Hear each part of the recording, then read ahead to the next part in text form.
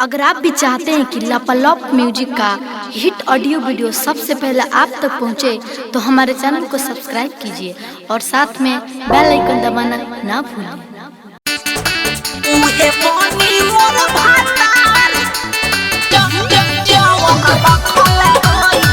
Music by गौरव रोशन।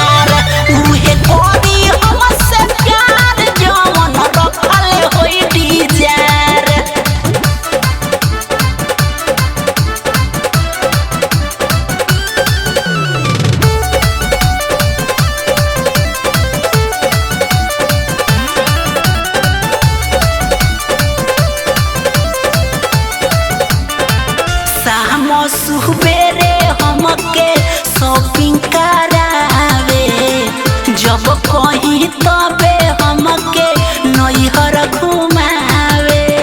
ये सखी है डिमांड।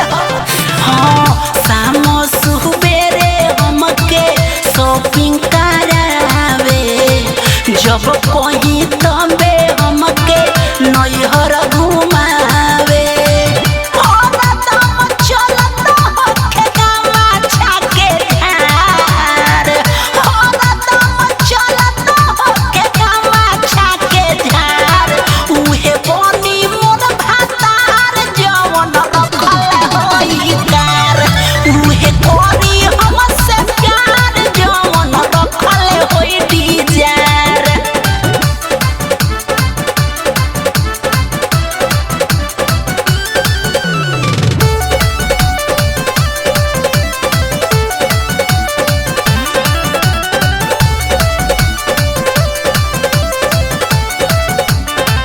सखी के बलम जैसे परकस परवाना, कहेली कुछो नहीं करेले माना।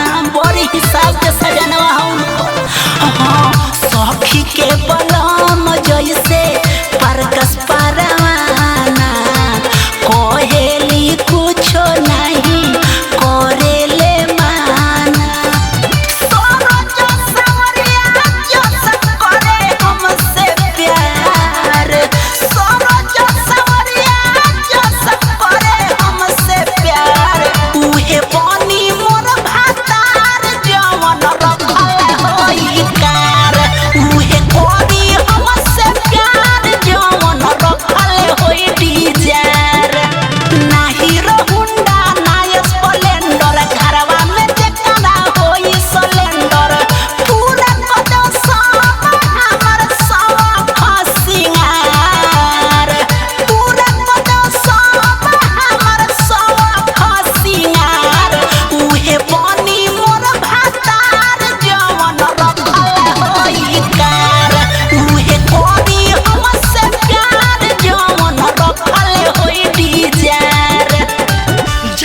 Movie recording studio Delhi.